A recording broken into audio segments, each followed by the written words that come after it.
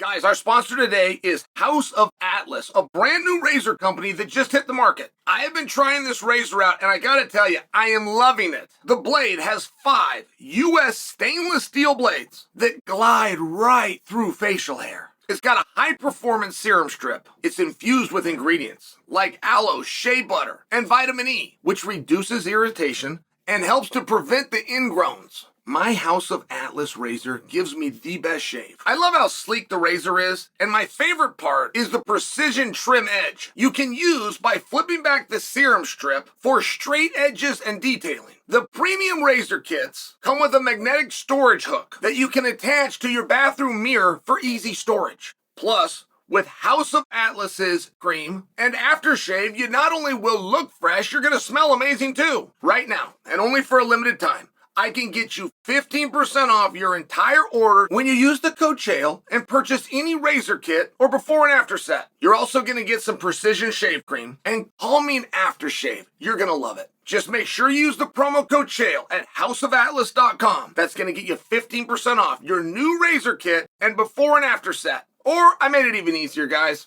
You can just click on the link below. Lopes versus Volkanovski. Here's what's going to happen. Now, a lot goes into handicapping a fight. Like, if you're the odds maker, if you come out and you've got to set the line, you, of course, want head-to-head competition as number one. The second thing you'll look for is common opponent. People love to say MMA math doesn't work. MMA math is the best thing that we possibly have aside from head-to-head competition, right? We just look for a common opponent. But I'm going to bring this to you.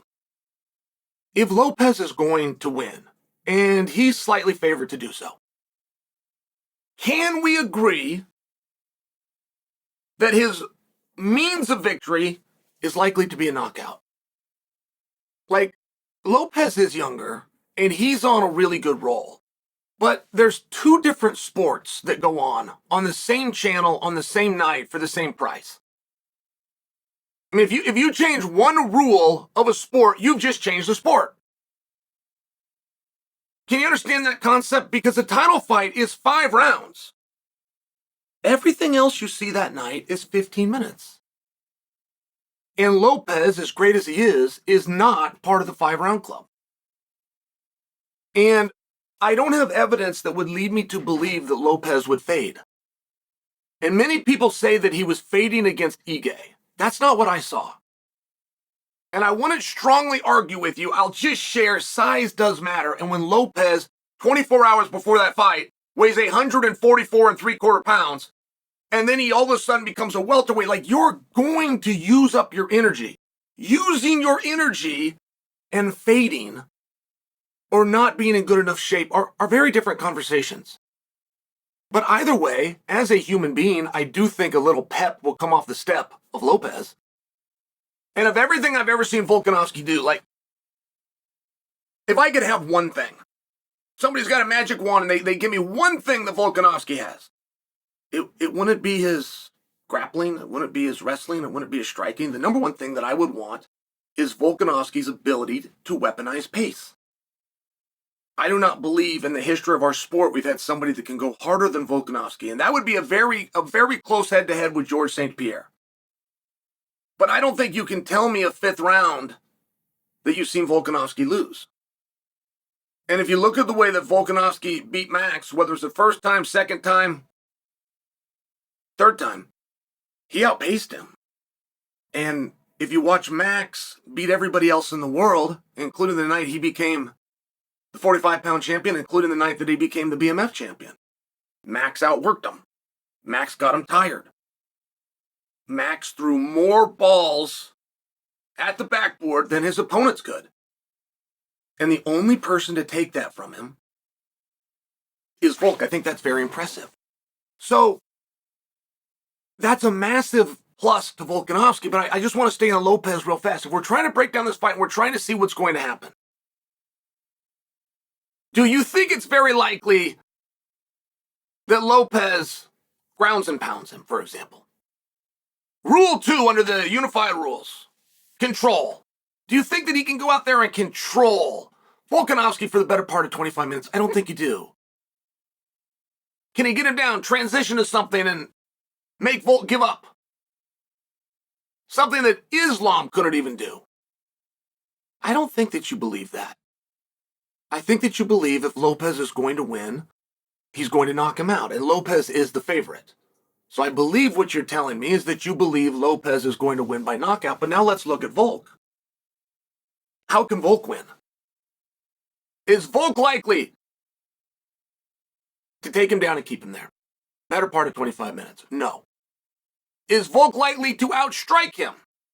Is he likely to stay on his feet and throw some combinations? He throws the hands, he finishes with the feet, he gets out of the way. The biggest thing that happens when a guy who's never been knocked out gets knocked out, the biggest thing is he begins to question himself. And you will have all sorts of jerks come and give you all sorts of answers. And boxing is far more prevalent in being able to see this than MMA is, but MMA is guilty of it too. But the first time that a guy gets knocked out, I've heard people come and try to make it scientific and tell you about the fluid that you've got in your brain. You got this little switch right here in the jaw. You can just get the brain and the jaw to... Shut up. Just shut up. The problem that happens when a guy gets knocked out, and the reason he begins to get knocked out more, is he changes his offense.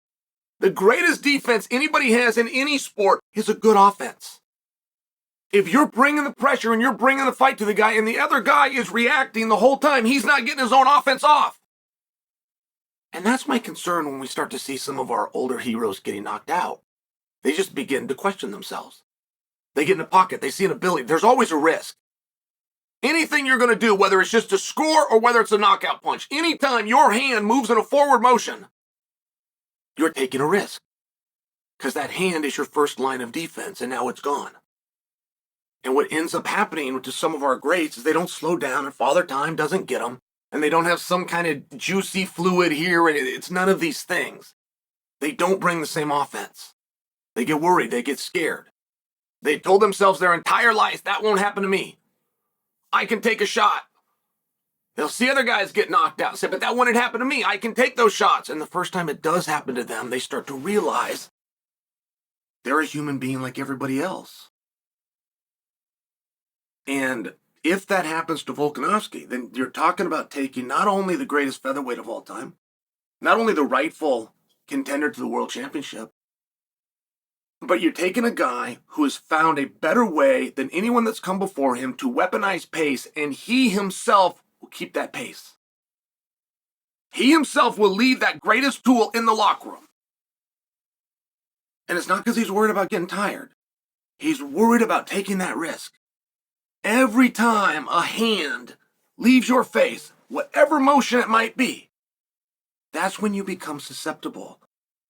And the biggest thing that happens to guys when they get knocked out, they worry about that. It wears on them. You can always talk trash about a guy. It'll rub right off until you start telling the truth. It's the truth that hurts. And Lopes is not going to do this, and Lopes is not an overly savvy media guy. But the greatest thing that Lopes could do is tell everybody in the world that's listening that he's going to knock this guy out. Believe me, it's on Volkanovski's mind. Believe me, Volkanovski is not worried about getting tired inside of 25 minutes. He is not worried about getting caught in an armbar. Volkanovski is not worried about getting taken down and held in a position. Volkanovski is well aware that 80% of fights go to the ground. But he's more aware that 100% of fights start standing up. And that's where you start to trade. And that's the spot where he has found out what he didn't know, which is he is human.